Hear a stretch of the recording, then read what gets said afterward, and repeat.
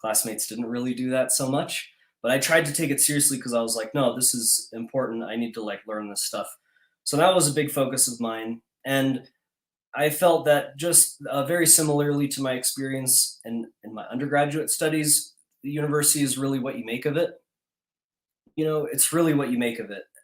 You can do it in all kinds of ways, And so the way that I did my best to was to just kind of focus on the studies and not so much on the parties, a little more on the studies and a little less on the parties. Um, and then, so just backing up just a little bit, while I was just about to graduate from the University of Central Florida, I had a cousin who was a naturopathic doctor, and he told me, okay, you're going to be a chiropractor. You need to learn your anatomy. He said, that's important for chiropractic. You got to know your anatomy. And he said, the best way to learn your anatomy is to teach it. So he said, so you need to be a tutor. You need to be an anatomy tutor. That's what he told me.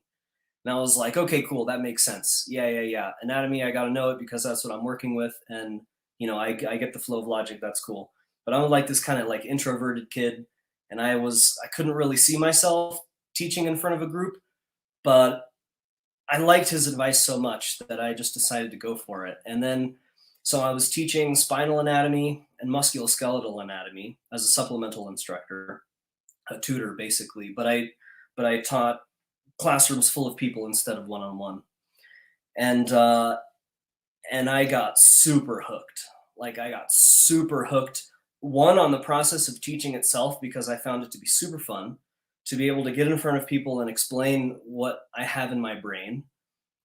It was just fun, and people listened, and that was cool. That was satisfying that people were getting something out of it, And then of course I got paid to learn because just like my cousin said, the best way to learn is to teach.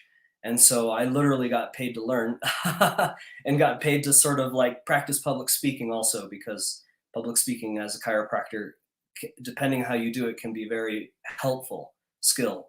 So I kind of like learned how to do that too. And so yeah, that was kind of it. Like I found myself also being like a facilitator and an